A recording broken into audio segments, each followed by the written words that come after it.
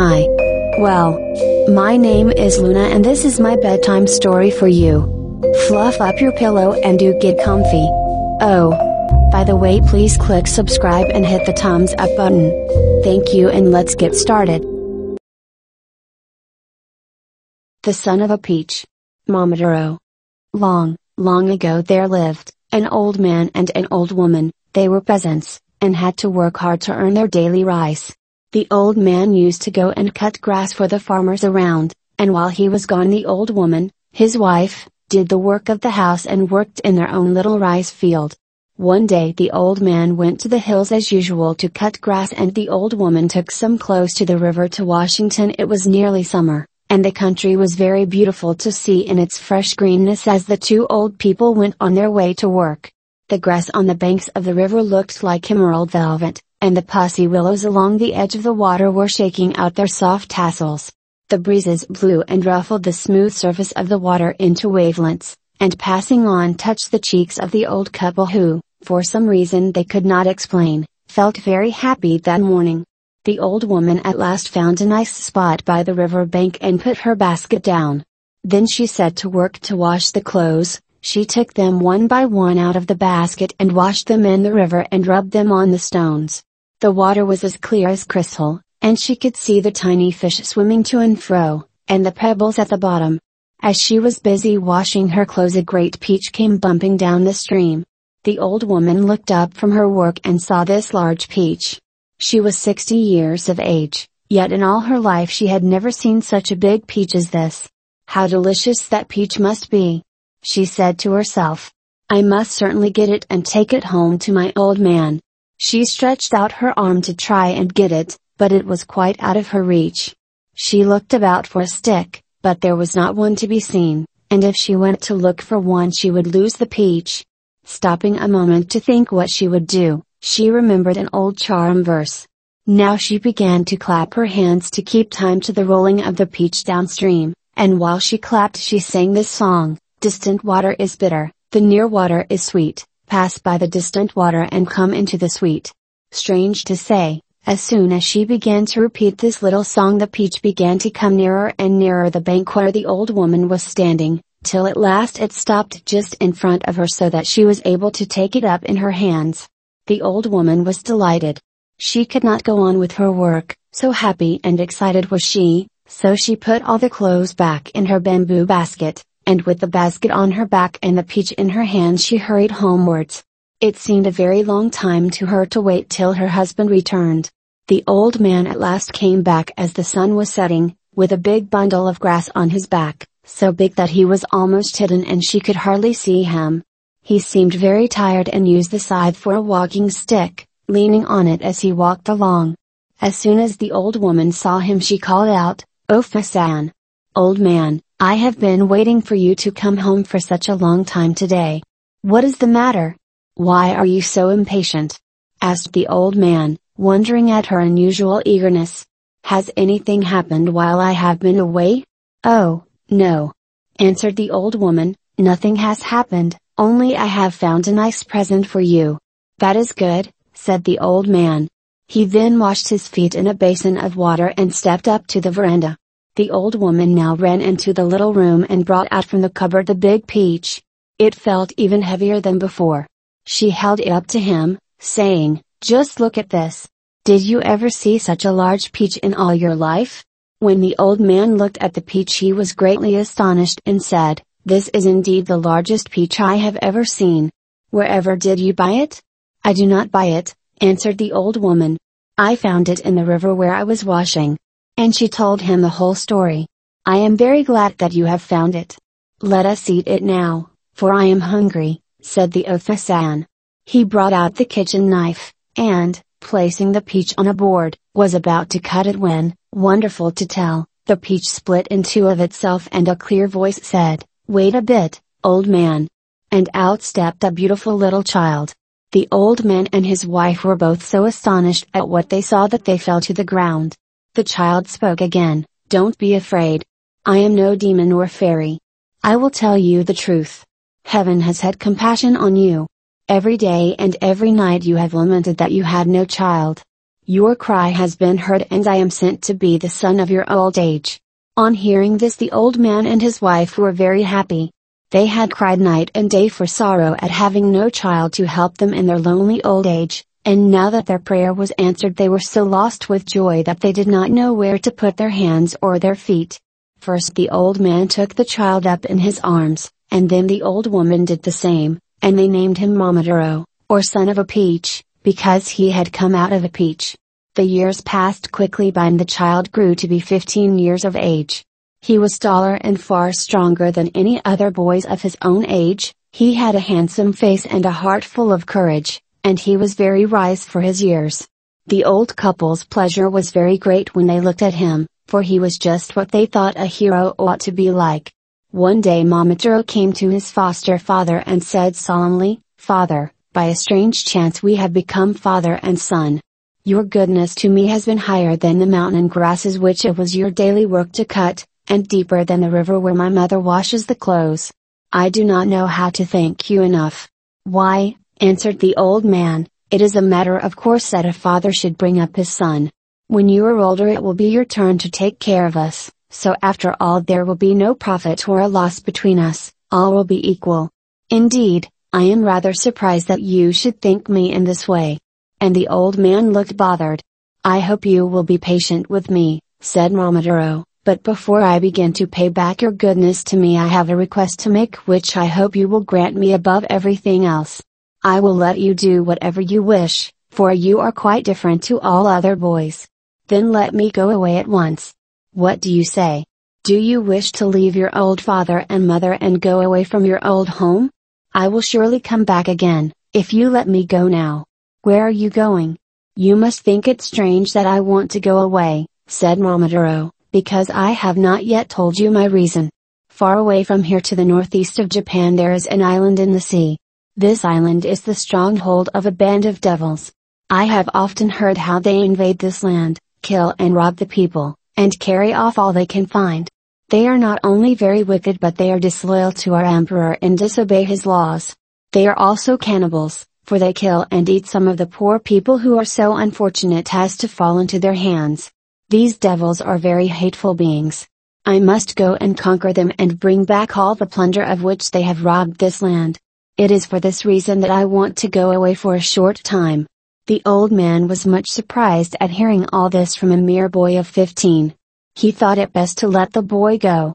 He was strong and fearless, and besides all this, the old man knew he was no common child, for he had been sent to them as a gift from heaven, and he felt quite sure that the devils would be powerless to harm him. "All you say is very interesting, Momotaro," said the old man. "I will not hinder you in your determination. You may go if you wish. Go to the island as soon as ever you like and destroy the demons and bring peace to the land." "Thank you, for all your kindness," said Momotaro, who began to get ready to go that very day. He was full of courage and did not know what fear was. The old man and woman at once set to work to pound rice in the kitchen mortar to make cakes for Momotaro to take with him on his journey.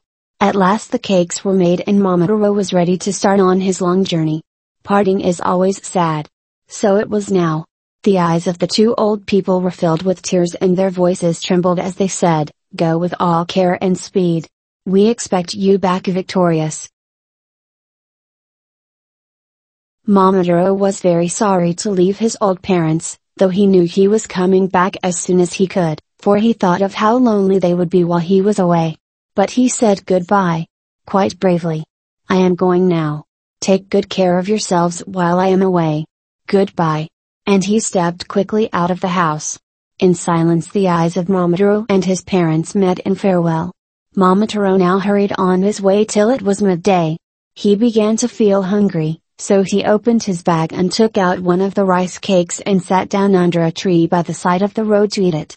While he was thus having his lunch a dog almost as large as a colt came running out from the high grass.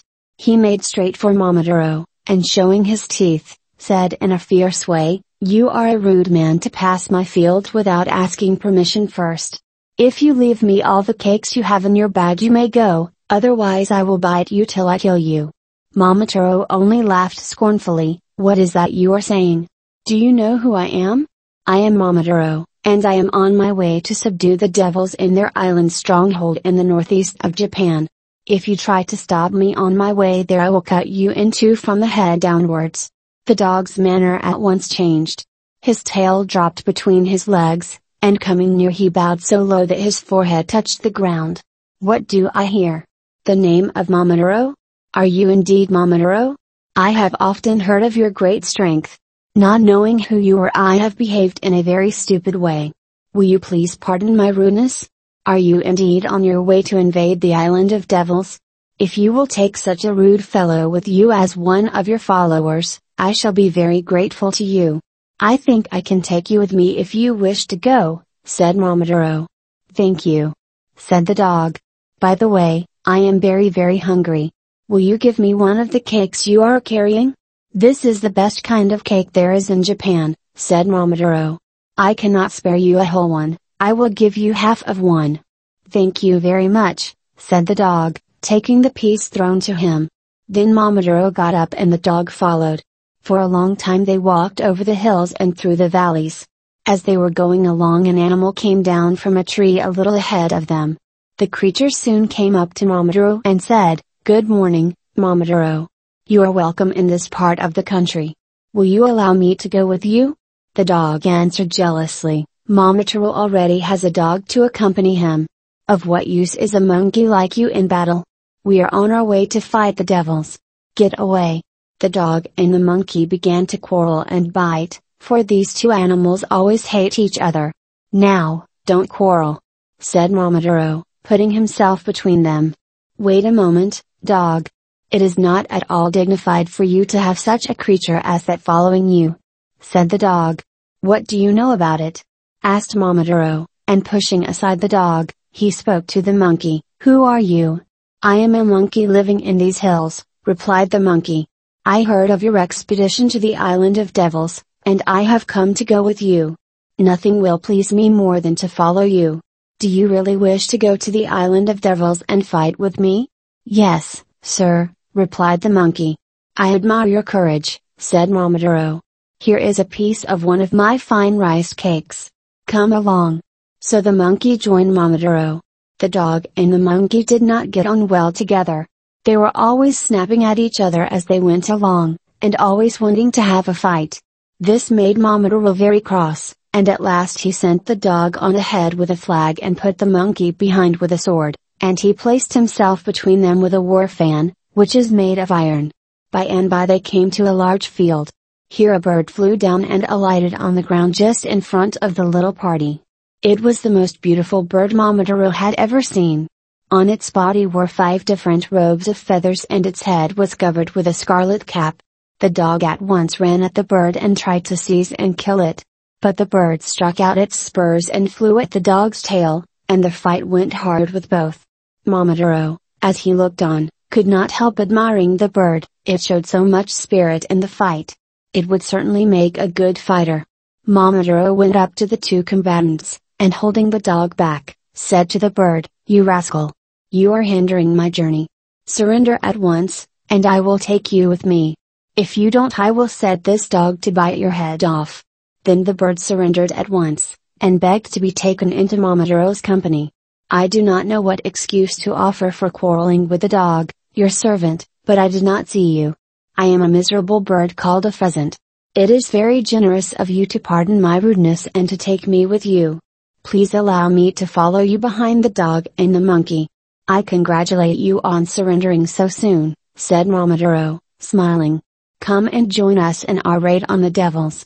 "Are you going to take this bird with you also?" asked the dog, interrupting. "Why do you ask such an unnecessary question? Didn't you hear what I said? I take the bird with me because I wish to." "Humphrey," said the dog. Then Momotaro stood and gave this order, "Now all of you must listen to me. The first thing necessary in an army is harmony. It is a wise saying which says that advantage on earth is better than advantage in heaven. Union amongst ourselves is better than any earthly gain. When we are not at peace amongst ourselves, it is no easy thing to subdue an enemy. From now, you three, the dog, the monkey and the pheasant, must be friends with one mind. The one who first begins a quarrel will be discharged on the spot. All the three promised not to quarrel. The pheasant was now made a member of Momotaro's suite, and received half a cake. Momotaro's influence was so great that the three became good friends, and hurried onwards with him as their leader. Hurrying on day after day, they at last came out upon the shore of the northeastern sea. There was nothing to be seen as far as the horizon, not a sign of any island. All that broke the stillness was the rolling of the waves upon the shore. Now, the dog and the monkey and the pheasant had come very bravely all the way through the long valleys and over the hills, but they had never seen the sea before, and for the first time since they set out they were bewildered and gazed at each other in silence. How were they to cross the water and get to the island of devils?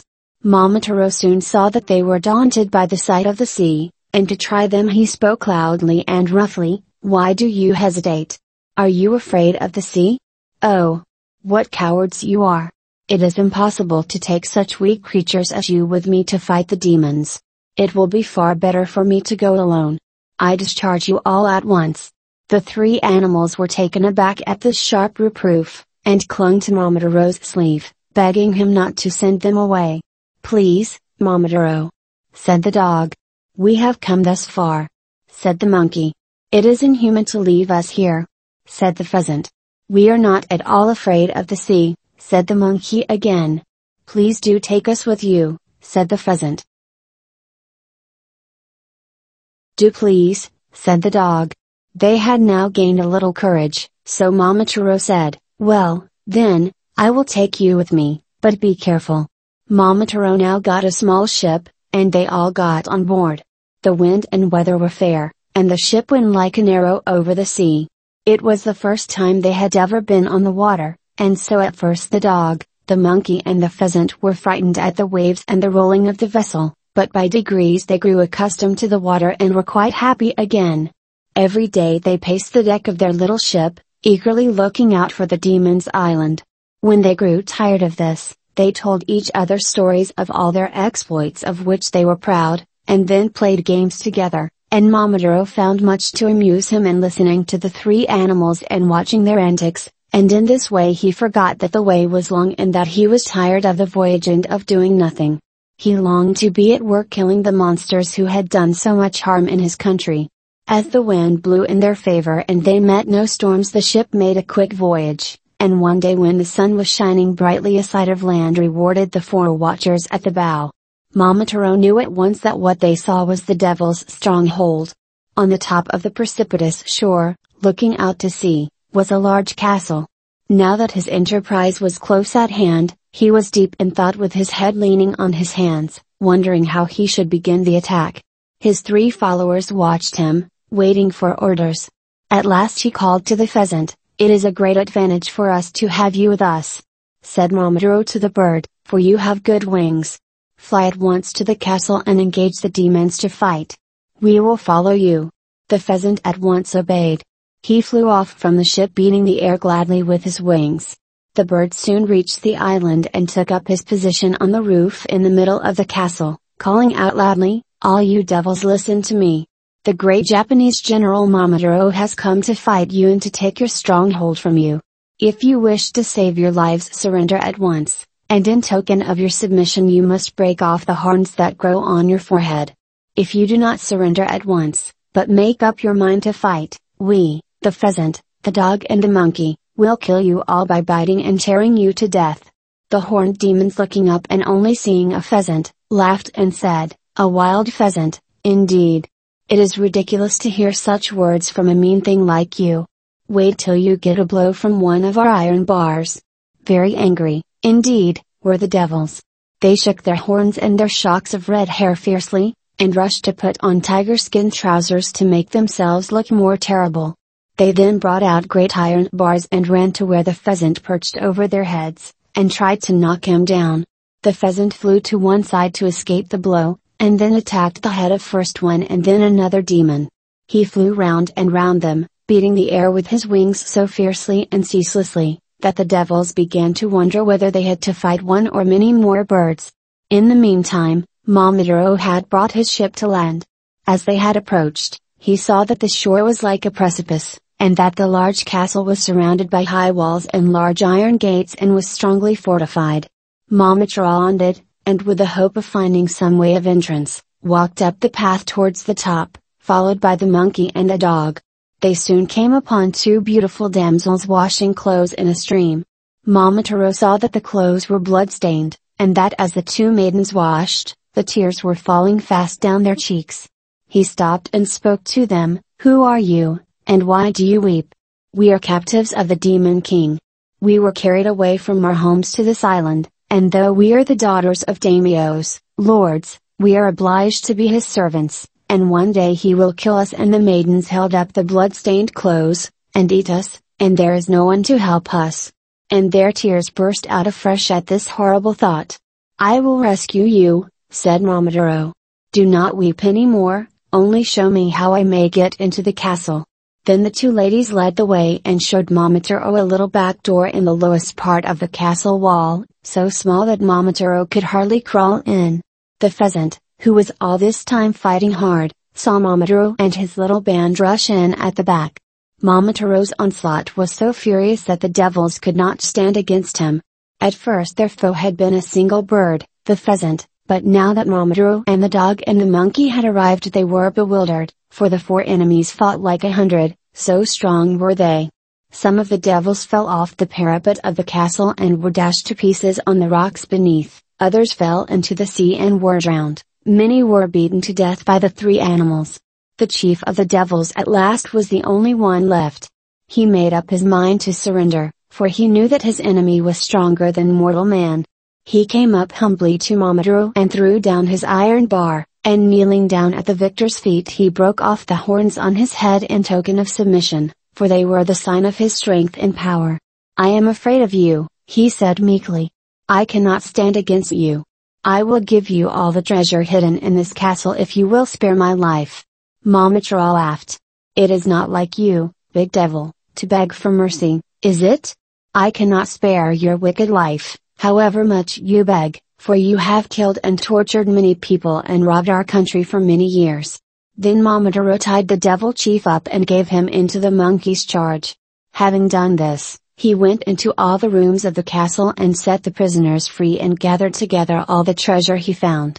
The dog and the pheasant carried home the plunder, and thus Momotaro returned triumphantly to his home, taking with him the devil chief as a captive.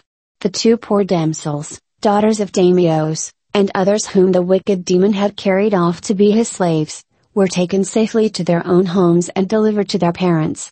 The whole country made a hero of Momotaro on his triumphant return, and rejoiced that the country was now freed from the robber devils who had been a terror of the land for a long time.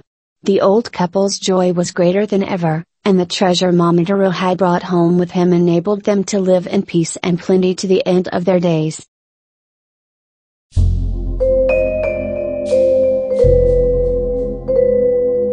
That's it for that story, guys. How about it? Can you go to sleep now? If you have a story too, please do email me your story. I place my email on my description box. Till next time, bye.